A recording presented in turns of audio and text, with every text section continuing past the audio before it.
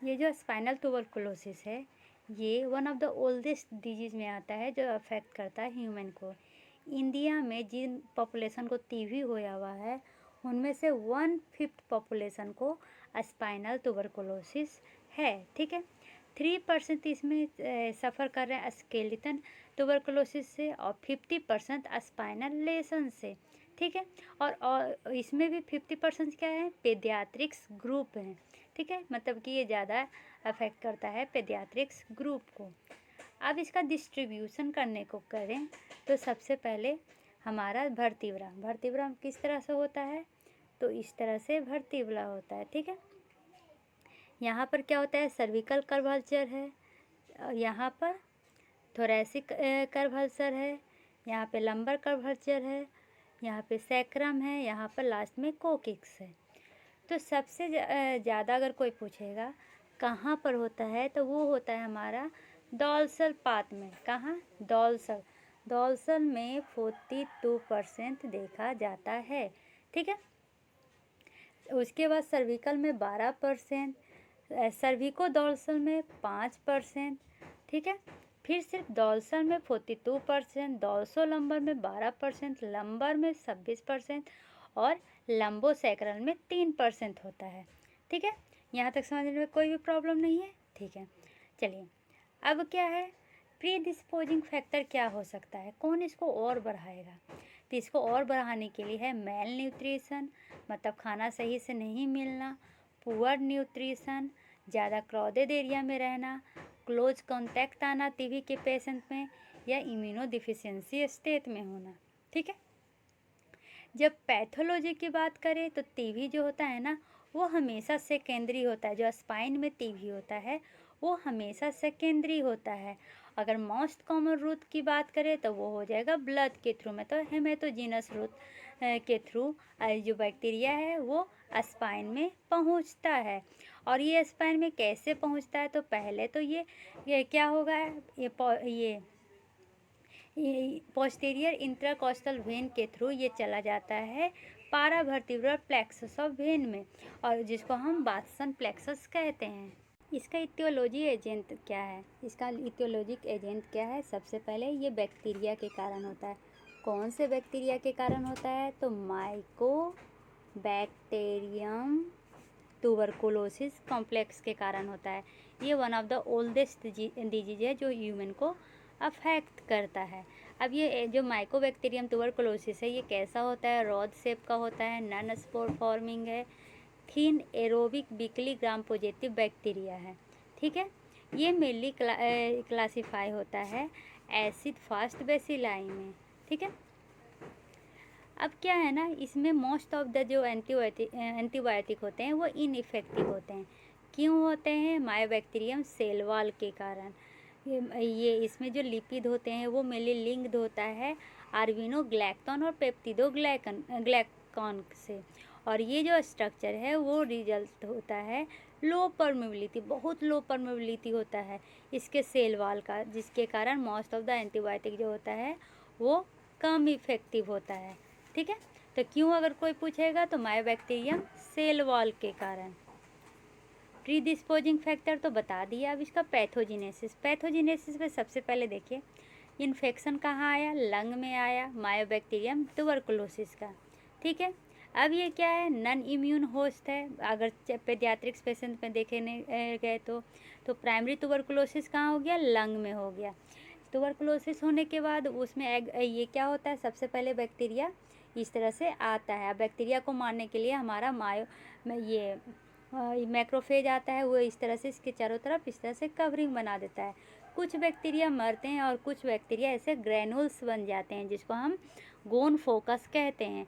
और ये गोन फोकस जो होता है ज़्यादा लोअर लोब्स में देखने को मिलता है। अब ये गोन फोकस है जिसके साथ 4 चीज़ें हो सकती है। पहला, ये हील हो जाएगा फाइब्रोसिस के द्वारा, ठीक है, जिससे क्या होगा, डिले हाइपर सेंसिटिविटी होगा और ये ट्यूबरकुलिन स्किन टेस्ट को पॉजिटिव शो करेगा, ठीक है। दूसरा, ये जो लंग डिजीज है उसमें क्या होंगे, प्रोग्रेसिव होते जाएंगे, क्योंकि या तो वो मेल न्यूट्रिशन पेशेंट होगा या HIV पेशेंट होगा, तो इसके कारण डेथ हो जाएगा।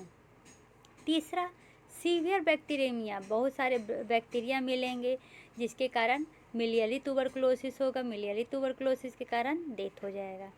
चौथा, ये क्या होगा, लिम्फेटिक सिस्टम में या हेमेटोजिनस डिसेमिनेशन हो जाएगा, मतलब इससे दूर जाने लगेगा, जिसके कारण क्या होता है, इसको जो ज़्यादा जहाँ मिलता है वहाँ वो जाके एक्टिव हो जाता है। ठीक है, तो क्या होगा, ये लिम्फेटिक या हेमेटोजिनस डिसेमिनेशन हो जाता है, डॉर्मेंट ट्यूबरकुलोसिस बेसिलाई हो जाते हैं। ठीक है, बहुत सारे ऑर्गन में जो लैटेंट ट्यूबरकुलोसिस जिसको हम कहते हैं, अब ये लैटेंट ट्यूबरकुलोसिस कभी भी एक्टिवेट कर सकता है एडल्ट लाइफ में। ठीक है, तो ये जो कैविटेशन लेसन होता है वो मेनली अपर लोब में देखने को मिलता है, और ये हेमेटोजिनस रास्ता से बहुत जगह जा सकते हैं, जैसे एक्स्ट्रा परमोली ट्यूबरकुलोसिस कहते हैं, सेंट्रल नर्वस सिस्टम में चल जाएगा जिसके कारण मेनिंजाइटिस हो सकता है, वर्टिब्रा बॉडी में चला जाएगा जिसके कारण पॉट्स डिजीज हो सकता है। ठीक है, जीआईटी में जा सकता है, एड्रीनल में जा सकता है, लिम्फो एडिनाइटिस में जा सकता है, तो ये बहुत चीज़ों में जा सकता है। इसके कारण क्या होता है, हमारा ये ट्यूबरकुलोसिस होता है। अगर ये जो ट्यूबरकुलोसिस है ये स्पाइन में चला जाए तो पॉट्स डिजीज देखने को मिलते हैं। ये मेनली कैसे इन्फेक्शन होता है, तो ये इन्फेक्शन रीच करता है स्केलेटल सिस्टम में थ्रू वेस्कुलर चैनल, आर्टरीज के थ्रू जाता है, उसके बाद ये वाटसन प्लेक्सस ऑफ वेन के थ्रू जाता है। ये मेल और फीमेल में इक्वली होता है। ठीक है, यहाँ तक समझने में कोई भी प्रॉब्लम नहीं है। अब इसका कि ये सबसे ज़्यादा कहाँ पर होता है, तो इसको देखिए, पिक्चर में देखिए, ये क्या है हमारा, mainly type of vertebral column tuberculosis है। तो पहला टाइप है क्या है, पाराडिस्कल, क्या है, पाराडिस्कल, ये कॉमेस्ट टाइप है, पाराडिस्कल कॉमेस्ट टाइप है। इसमें कंटाजियस एरिया जो है वो दोनों एडजेंट वर्टिब्रा पर है, along with intervertebral disc are affected. अब इंटरवर्टिब्रल डिस्क क्या है, देखिए, जैसे दो वर्टिब्रा है, इसके बीच में जो ये डिस्क है उसी को इंटरवर्टिब्रल डिस्क कहते हैं। तो ये एक मोस्ट कॉमन टाइप है ये पाराडिस्कल, और इसमें जो कंटेजियस एरिया है वो कौन सा होगा, तो ये एडजेंट साइट ऑफ वर्टिब्रा, उसके साथ साथ हमारा इंटरवर्टिब्रल डिस्क भी। सेंट्रल में क्या होगा, बॉडी ऑफ सिंगल वर्टिब्रा, सिर्फ एक ही वर्टिब्रा क्या होंगे, अफेक्ट होंगे, जिसके कारण अर्ली कोलैप्स स्टार्ट होगा वीकेंड वर्टिब्रा का, और अभी भी जो इंटरवर्टिब्रल डिस्क हैं वो नॉर्मल है। इस कोलैप्स को हम बेजिंग या कंसल्टिना कोलैप्स कहते हैं। तीसरा क्या है, एंटीरियर में क्या होगा, सिर्फ आगे होगा। ठीक है, इसमें क्या होगा, तो इन्फेक्शन जो है वो लोकलाइज हो जाएगा anterior part of vertebra body का, इन्फेक्शन स्प्रेड अप होता है धीरे धीरे नीचे की ओर। पोस्टीरियर में क्या होगा, तो इसका जो पुदंकस, रेमिना, स्पाइनस प्रोसेस है, ट्रांसवर्स प्रोसेस है, वो पार्ट मेनली अफेक्ट होगा। ठीक है, अब देखते हैं जो प्राइमरी ट्यूबरकुलोसिस होता है उसके स्टेजेस क्या होते हैं। मेनली आपको 5 स्टेज देखने को मिलेगा, 1 2 3 4 5 स्टेज। ठीक है, सबसे पहला जो स्टेज होता है ना वो 3 से 8 वीक के बीच होता है। ये इसमें प्राइमरी कॉम्प्लेक्स डेवलप्ड होगा, ट्यूबरकुलिन कन्वर्सन ऑकर होगा। सेकेंड स्टेज 2 से 6 मंथ में होता है। ठीक है, इसमें क्या होगा, प्रोग्रेसिव हीलिंग प्राइमरी कॉम्प्लेक्स के द्वारा होगा। थर्ड स्टेज 6 से 12 मंथ होता है, इसमें मेनली मिलियरी या मेनिंजियल ट्यूबरकुलोसिस देखने को मिलता है। फोर्थ स्टेज 1 से 3 साल तक होगा, इसमें बोन और जॉइंट ट्यूबरकुलोसिस होने का खतरा है। 3 से 5 साल में क्या होगा, ये जेनिटो यूरिनरी या क्रोनिक स्किन ट्यूबरकुलोसिस तक पहुंच जाएगा। ठीक, ये जो 4 टाइप बताए हैं इसमें एक और होता है सिनोवाइटिस इन पोस्ट फैकेट, ये 5वां टाइप है। पाराडिस्कल जो सबसे कॉमन होता है, इसमें एजेंट इन प्लेट का डिस्ट्रक्शन होता है और कुछ डिस्क स्पेस का। दूसरा क्या बताया, सेंट्रल बताया, इसमें सिस्टिक और लाइटिक ये कंसर्टीना कोलैप्स देखने को मिलता है। थर्ड एंटीरियर बताए, एंटीरियर में क्या देखने को मिलता है, एन्यूरिज्म फिनोमिना देखने को मिलता है। फोर्थ पोस्टीरियर बताए, पोस्टीरियर का दूसरा नाम एपेंडिशियल अपेंडेंशियल भी है। ठीक है, यहाँ तक समझने में कोई चलिए अब देखते हैं इसका पैथोजेनेसिस क्या है। सबसे पहले पैथोजेनेसिस के लिए क्या करना पड़ेगा, तो इसको स्टेप में बांटा गया है। सबसे पहला स्टेप क्या है, तो बेसिली जो आता है ना प्राइमरी फोकस से, वो ब्लड के थ्रू ये डिस्क स्पेस में आता है, ठीक है। सेकेंडरी क्या होता है, एक बार जब डिस्क स्पेस इन्फेक्टेड हो जाता है तो जो सॉफ्ट न्यूक्लियस है सेंटर में और जो फाइब्रोसस एनुअल वॉल है वो वीक हो जाएगा, डिके करने लगेगा और कोलैप्स करने लगेगा, जिसके कारण डिस्क क्या है वो क्लोज होने लगेगा, सिक्योरने लगेगा, ठीक है। और जिसके कारण वो जो इन्फेक्शन है वो नर्व रूट के पास जाएगा और जिसके कारण क्या होंगे, पेन होंगे, ठीक है। थर्ड स्टेप में क्या है, इन्फेक्शन जो है अब स्प्रेड कर गया है वर्टिब्रा बॉडी के एबव और बिलो द डिस्क, ठीक है, जिसको इन्फेक्टेड बोन कहा जाता है। अब स्टेप 4 में क्या है, जो बोन है ना वो वीक हो गया है ड्यू टू इन्फेक्शन, अब उसमें क्या होने लगा है, कोलैप्स स्टार्ट होने लगा है, ठीक है, under the weight of human body. Step 5 में क्या है कि जो डिफॉर्म्ड स्पाइनल कॉलम है वो कंप्रेस होने लगा है, स्पाइनल कॉर्ड प्रोड्यूस कर रहा है फंक्शनल इम्पेयरमेंट, अब धीरे धीरे इम्पेयरमेंट स्टार्ट हो रहा है, ठीक है। अब स्टेप 6 में क्या है, ओवर टाइम जैसे जैसे टाइम बीत रहा है डिफॉर्म वर्टिब्रा हील कर रहा है, फ्यूज कर रहा है और फर्दर नर्व को कॉम्प्रेस कर रहा है, जिसके कारण पेन और न्यूरोलॉजिकल डिफेक्ट देखने को मिलता है, ठीक है। तो सबसे पहला स्टेप में क्या हुआ, तो सबसे पहले स्टेप में वर्टिब्रल डिस्क में क्या आ गया, इन्फेक्शन आ गया। सेकंड स्टेप में क्या हुआ, पिंच हुआ नर्व रूट को, जिसके कारण पेन फील हुआ। थर्ड स्टेप में बोन है जो इन्फेक्शन हुआ।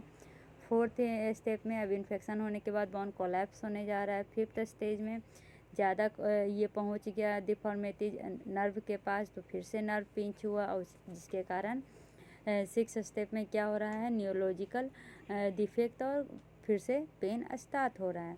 तो अगर इसका क्लिनिकल फीचर्स देखें तो दो तरह का क्लिनिकल फीचर्स होता है, एक एक्टिव स्टेज में और एक हील्ड स्टेज में। एक्टिव स्टेज में सबसे पहले क्या हुआ था, तो पेन हुआ था, पेन बैक पेन देखने को मिलता है। मोस्ट कॉमन प्रेजेंटिंग सिस्टम क्या है, डिफ्यूज रेडिकुलर पेन। पर्जेंटाइज पेन, पेन कहाँ कहाँ होता है, तो आर्म में होता है सर्विकल रूट के कारण, गिरदर में होता है डॉर्सल रूट के कारण, एब्डोमेन में होता है डॉर्सोलम्बर रूट के कारण, ग्रोइन में होता है लंबर रूट के कारण, स्कियाटिक में होता है लंबोसैक्रल रूट के कारण। उसके बाद स्टिफनेस होगा, मैंने अर्ली सिम्टम में क्या है, स्टिफनेस में है, ये बॉडी का प्रोटेक्टिव मैकेनिज्म है। कोल्ड एब्सेस है, ये प्रेजेंट होता है पेशेंट में जिसको स्वेलिंग है, ओल्ड एब्सेस है, प्रॉब्लम है जो सेकेंडरी टू नियर बाई विसरा के कारण हुआ है। कोल्ड एब्सेस क्यों हुआ है, स्वेलिंग के कारण, ठीक है। पाराप्लेगिया, अगर अर्ली स्टेज को निगलेक्ट कर दिया जाए तो फिर पाराप्लेगिया देखने को मिलेगा। डिफॉर्मिटीज और कॉन्स्टिट्यूशनल सिम्टम जैसे कि fever, weight loss, night sweat देखने को मिलेगा, ठीक है। हील्ड स्टेज में क्या होता है, कोई भी सिस्टमेटिक फीचर्स नहीं देखने को मिलते हैं लेकिन डिफॉर्मिटीज परसिस्ट करता है, ठीक है। इसमें क्या होगा, पर्जेंट जिसको कोल्ड एब्सेस है और उसमें कंप्रेशन इफेक्ट होंगे जैसे कि रेट्रोफेरिंजियल एब्सेस, जिसके कारण dysphagia, dyspnoea, hoarseness of voice देखने को मिलेगा। मीडियस्टेनल एब्सेस और सोआस एब्सेस देखने को मिलेगा। न्यूरोलॉजिकल कॉम्प्लिकेशंस में क्या है, तो इसका पहले इटियोलॉजी देखते हैं। इसका इटियोलॉजी में इन्फ्लामेटरी इदीमा, ट्यूबरक्लोसिस एब्सेस देखने को मिलता है, ये इन्फ्लामेटरी इटियोलॉजी है। अगर मैकेनिकल इटियोलॉजी को देखें तो tubercular debris, sequestra, cord constriction due to vertebral canal stenosis, localise placer, ये सब देखने को मिलता है। अगर इंट्रिंसिक इटियोलॉजी देखें तो इन्फेक्टिव थ्रोम्बोसिस होगा, ठीक है। जो पोस्ट पाराप्लेगिया है ना, ये मोस्ट सीरियस कॉम्प्लिकेशन होता है स्पाइनल ट्यूबरकुलोसिस का, अप्रॉक्स 20% लोगों में देखा जाता है और मोस्ट कॉमन कहाँ होता है, डॉर्सल स्पाइन में, क्योंकि ये नैरोएस्ट लीजन होता है और एब्सेस के कारण जो बन जाता है उसके कारण टेंशन होते हैं, ठीक है। इसका क्लासिफिकेशन मेनली किया गया है सीडॉन्स क्लासिफिकेशन किया गया है ट्यूबरकुलोसिस पाराप्लेगिया का, दो में किया है, group A group B. Group A क्या है, अर्ली ऑनसेट ऑफ पैराप्लेगिया है। ग्रुप बी क्या है, लेट ऑनसेट ऑफ पैराप्लेगिया है। ग्रुप ए में क्या होता है, जो अर्ली ऑनसेट होता है उसमें एक्टिव फेज रहता है within first 2 year of the onset. उसके बाद ग्रुप बी जो लेट फेज है वो 2 साल के बाद देखने को मिलता है। ये अर्ली ऑनसेट जो होता है उसका पैथोलॉजी में inflammatory, oedema, granulation, tissue abscess, caseous material और अब इस्कीमिया ऑफ कॉज देखने को मिलेगा। लेट वाला में क्या मिलेगा, recrudescence of the disease due to mechanical pressure of the cause. Pathology में ये सिक्विस्ट्रा, डेब्रिस, इंटरनल गिबूस, एस्टिनोसिस ये सब देखने को मिलेगा। उसके बाद टूली और कुमास ने ग्रेडिंग किया है पैराप्लेगिया को 4 स्टेज में। स्टेज 1 को नेग्लिजेबल कहे हैं, स्टेज 2 को माइल्ड कहे हैं, स्टेज 3 को मॉडरेट कहे हैं, स्टेज 4 को सीवियर कहे हैं। जो नेग्लिजेबल है उसमें कोई भी न्यूरल डिफेक्ट नहीं होगा। फिजिशियन डिटेक्ट करेंगे प्लानर एक्सटेंसर और एंकल क्लोनस को। माइल्ड में अवेयरनेस ऑफ डिफेक्ट होगा लेकिन अभी भी वो वॉक कर सकता है सफ़ेद के अनुसार। मॉडरेट में नन एम्बुलेटरी, अब पर्सन वॉक नहीं कर सकता है। पैरालिसिस देखा जाएगा, सेंसरी डिफेक्ट 50% कम हो जाएगा। सीवियर में थर्ड जो हुआ है मतलब कि पर्सन वॉक नहीं कर सकता है, उसका सेंसरी डिफेक्ट लेस देन 50% हो गया है। फ्रैक्चर स्पास्म हो गया है, पैरालिसिस इन फ्लेक्सेशन, प्लेसिड। सेंसरी डिफेक्ट अब क्या होगा, ग्रेटर देन 50 होगा। मॉडरेट में क्या था, लेस देन 50 था। ठीक है, तो इस तरह से उन्होंने क्लासीफाई किया है। एग्जामिनेशन क्या है, एग्जामिनेशन है कि टीबी को फाइंड करना, लोकलाइज करना साइट ऑफ लेसन को, और स्किप करना अदर लेसन को, डिटेक्ट करना कि इससे रिलेटेड कॉम्प्लिकेशंस क्या हैं। फिजिकल जनरल एग्जामिनेशन में डिटेक्ट करेंगे एक्टिव और हील्ड प्राइमरी लेसन।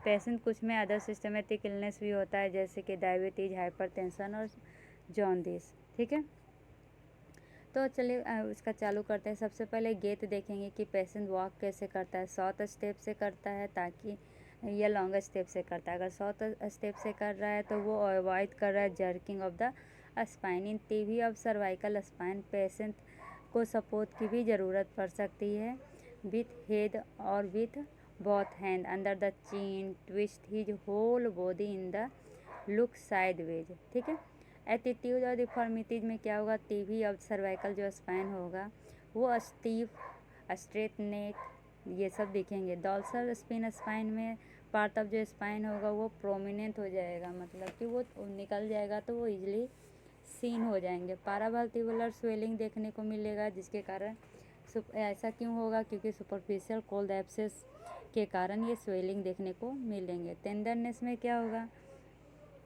टेंडरनेस अगर प्रेशर करेंगे upon the side of spinous process तब देखने को मिलेगा। मूवमेंट, लिमिटेड स्पाइनल मूवमेंट होगा। न्यूरोलॉजिकल एग्जामिनेशन, न्यूरोलॉजिकल एग्जामिनेशन में हम लिम्ब पर और लोअर डिपेंड करेगा साइट ऑफ टीबी पे कि कहाँ पर टीबी था। रेडियोलॉजिकल एग्जामिनेशन में हम plain radiograph, CT scan, MRI और बोन स्कैन करते हैं। टीबी बेसिलाई जो होता है वो रियली फाउंड होता है सेरिब्रो स्पाइनल फ्लूइड में, इसलिए इमेजिंग प्ले इम्पॉर्टेंट रोल करता है डायग्नोसिस करने के लिए। लैब स्टडीज में हम ट्यूबरकुलिन स्किन टेस्ट करते हैं, एरिथ्रोसाइट सेडिमेंटेशन रेट करते हैं जो मार्करी एलिवेटेड देखने को मिलता है। इल्सा टेस्ट करते हैं जो सेंसिटिविटी होता है 60 से 80%। पीसीआर करते हैं, ब्रुसिला कॉम्प्लीमेंट फिक्सेशन टेस्ट करते हैं। प्लेन रेडियोग्राफ में मेनली क्लासिक ये रोलेंजेन ट्रायड देखने को मिलता है। क्या, क्लासिक रोएंजेन ट्रायड, इसमें क्या आता है, प्राइमरी वर्टिब्रल लेसन, दूसरा ट्रायड है तो 3 चीज़ें आएगी, डिस्क स्पेस नैरोइंग और तीसरा पारावर्टिब्रल एब्सेस। ठीक है, ये तीनों मेनली देखने को मिलता है। इसको क्या कहते हैं, क्लासिक रोएंजेन ट्रायड।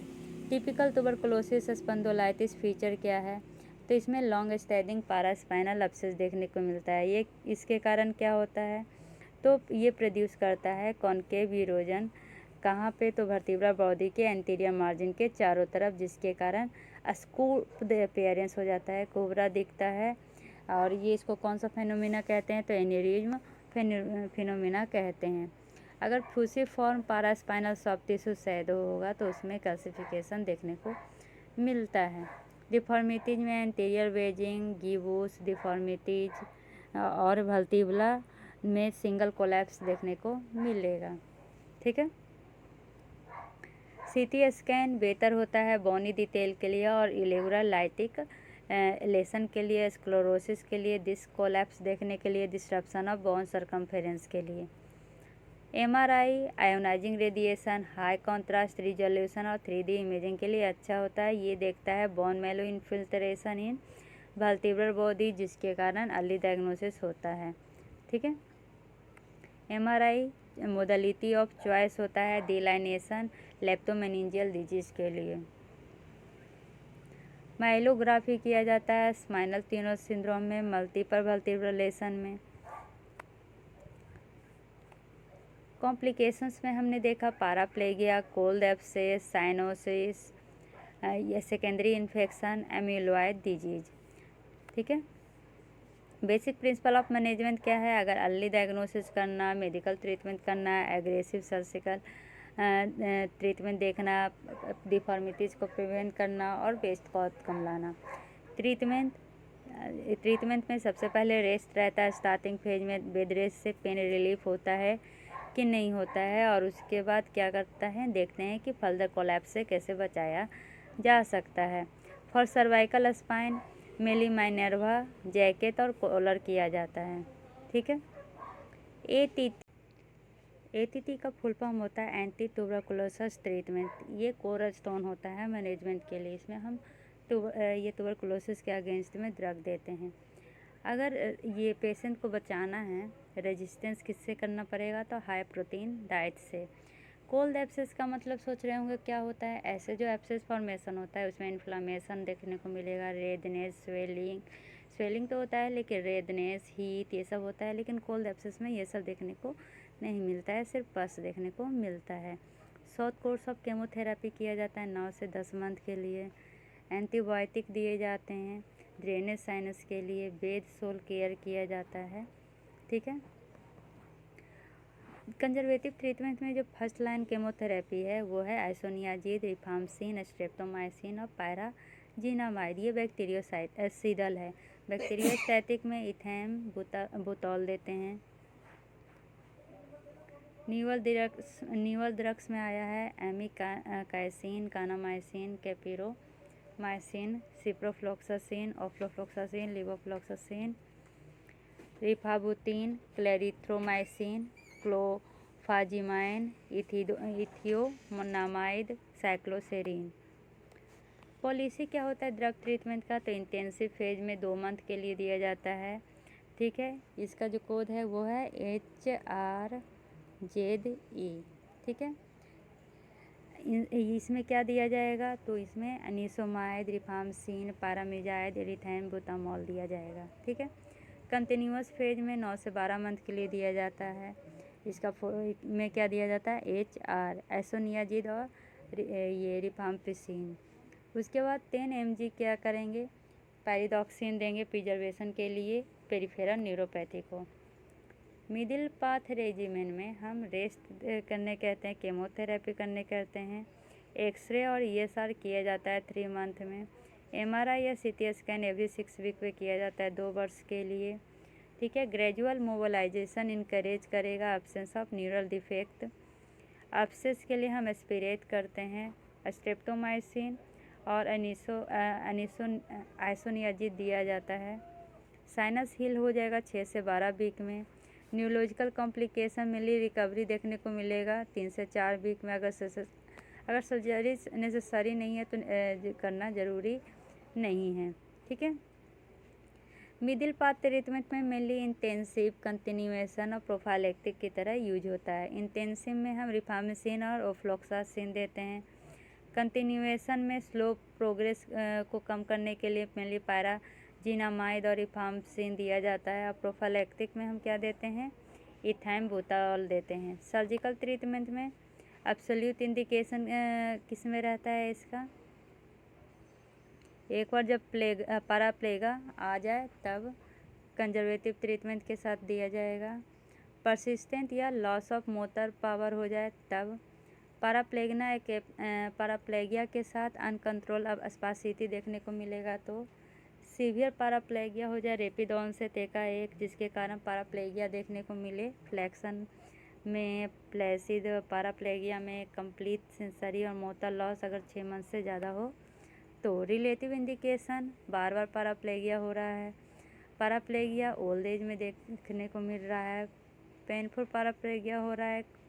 कॉम्प्लिकेशंस आ रहे हैं यूटीआई और स्टोन्स। रेयर इंडिकेशन तो spinal disease, spinal tumour syndrome, severe paralysis और सीवियर कॉदा इक्यूना पैरालिसिस। सर्जरी डिकम्प्रेशन करेंगे विथ और विदाउट फ्यूजन अगर ये एडवांस हो गया तो, या फिर कंजर्वेटिव थेरेपी फेल किया तो। डिब्रीदमेंट करेंगे विथ और विदाउट डिकम्प्रेशन या विद और विदाउट फ्यूजन जब ये बार बार आ रहा हो तो।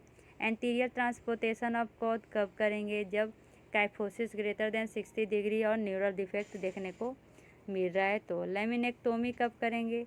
लेमिनेक्टोमी जब एक्स्ट्राड्यूरल ग्रेनुलोमा, ये ट्यूबरकुलोमा या ओल्ड हील डिजीज है या पोस्टीरियर स्पाइनल डिजीज है तब किया जाएगा।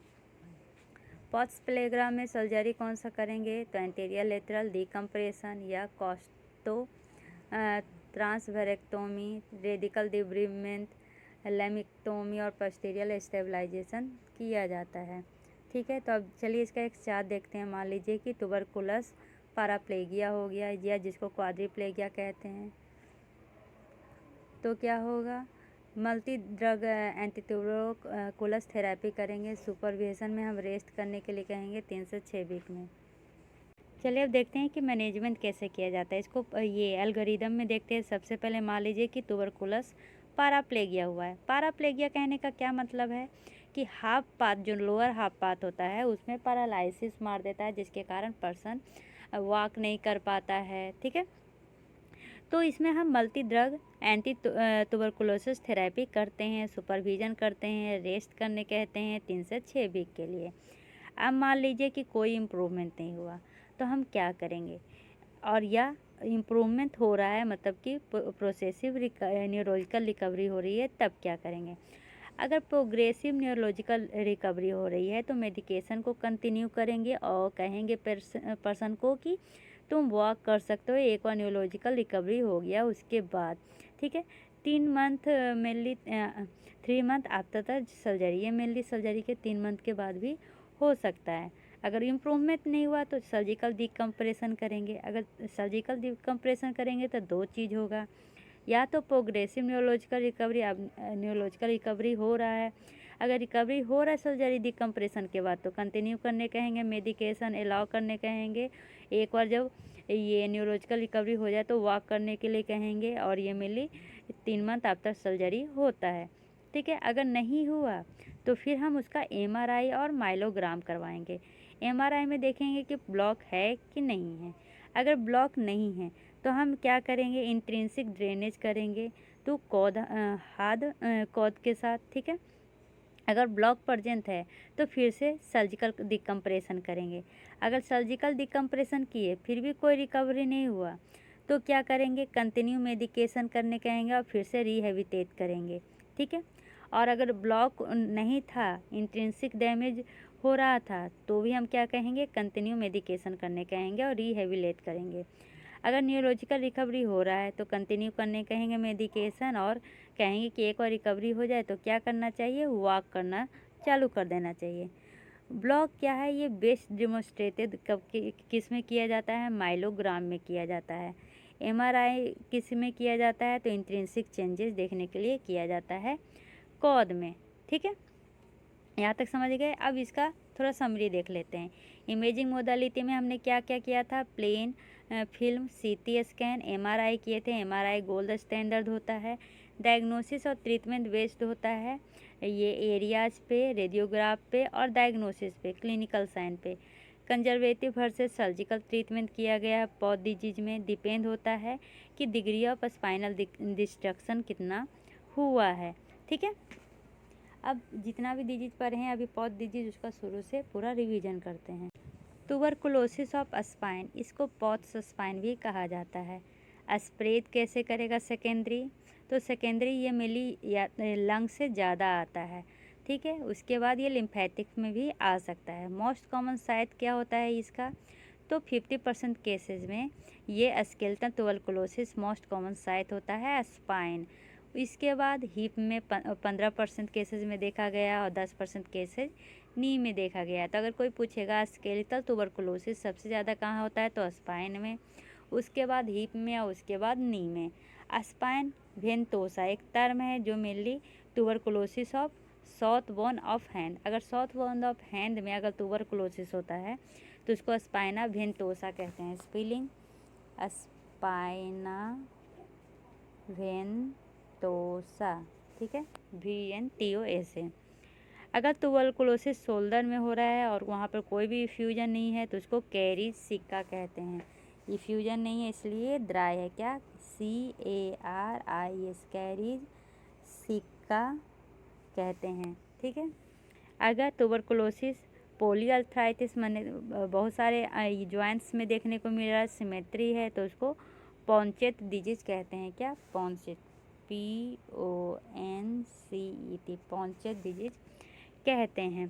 Type of tuberculosis in spine कौन कौन सा होता है, पैराडिस्कल टाइप जो मोस्ट कॉमन टाइप है, इसमें mainly 2 conservative vertebra as a segmental artery जहाँ पे जो सप्लाई करता है 2 वर्टिब्रा को, उसमें इन्फेक्शन होता है। इन्फेक्शन कहाँ से आया हुआ होता है, ब्लड से आया हुआ होता है। सेंट्रल टाइप में central part of vertebra body involve होता है। एंटीरियर टाइप में anterior surface of the vertebra body involve होता है। अपेंडिकुलर टाइप में मेनली पेडिकल्स, लैमिना ये इन्वॉल्व होता है। लेस कॉमन साइट कौन सा है, तो स्पाइनस प्रोसेस, ये लेस कॉमन साइट में आता है। रेयरेस्ट कहाँ पे आता है, तो फैके जॉइंट, सिनोवाइटिस का फैके जॉइंट रेयरेस्ट में आता है। आजकल रेयरेस्ट और लिस्ट कॉमन भी आते हैं, तो ये भी ध्यान रखिएगा। रेडियोलॉजिकल फीचर में क्या देखेंगे, अर्लीस्ट एक्सरे देखा जाता है जिसमें लॉस ऑफ कर्वेचर हो रहा है कि नहीं ये देखेंगे। अगर बेस्ट रेडियोलॉजिकल इन्वेस्टिगेशन बोले तो MRI होता है। Gold standard CT scan guided biopsy भया ट्रांसपेडिकुलर रूट, ठीक है। अब हम डायग्नोसिस करते हैं कि इसका गुड प्रोग्नोसिस होता है या पुअर प्रोग्नोसिस होता है। तो degree of cause involvement, good prognosis में degree of cause involvement partial रहता है, लेकिन पुअर प्रोग्नोसिस में कंप्लीट रहता है, ग्रेड 4, ठीक है। उसके बाद ड्यूरेशन ऑफ कॉज इन्वॉल्वमेंट कम रहता है गुड प्रोग्नोसिस में, पुअर प्रोग्नोसिस में ज़्यादा रहता है, ठीक है। Spread of onset good prognosis में स्लो रहता है, पुअर प्रोग्नोसिस में रैपिड रहता है। मतलब कि ये समझ लीजिए कि ज़्यादा अगर सीवियर है तो उसका पुअर प्रोग्नोसिस हुआ है, तभी वो ज़्यादा सीवियर बन पाया है। गुड प्रोग्नोसिस मतलब स्टार्टिंग में ही सब कुछ पता चल गया, इसलिए उसमें सब कुछ कम कम रहता है। एज यंग में देखने को मिलेगा गुड प्रोग्नोसिस और पुअर रहेगा ओल्ड में। जनरल कंडीशन गुड रहेगा गुड में और बैड रहेगा बैड में। वर्टिब्रल डिजीज एक्टिव रहेंगे गुड प्रोग्नोसिस में और पुअर में हील होने लगेगा। Kyphosis deformities less than 60 degree, good prognosis में ग्रेटर देन 60 डिग्री। ये पुअर प्रोग्नोसिस में कॉज ऑन MRI नॉर्मल रहेगा, लेकिन पुअर में माइलोमैलेशिया देखने को मिलेगा। प्री ऑपरेटिव में हम वेट लेसन करते हैं गुड डायग्नोसिस में प्रोग्नोसिस में, और ड्राई लेसन होता है पुअर प्रोग्नोसिस में, ठीक है। अगले वीडियो में हम ट्यूबरकुलोसिस ऑफ हिप लेके आएंगे। तब तक के लिए bye bye, take care, see you. Tuberculosis of hip और ट्यूबरकुलोसिस ऑफ नी।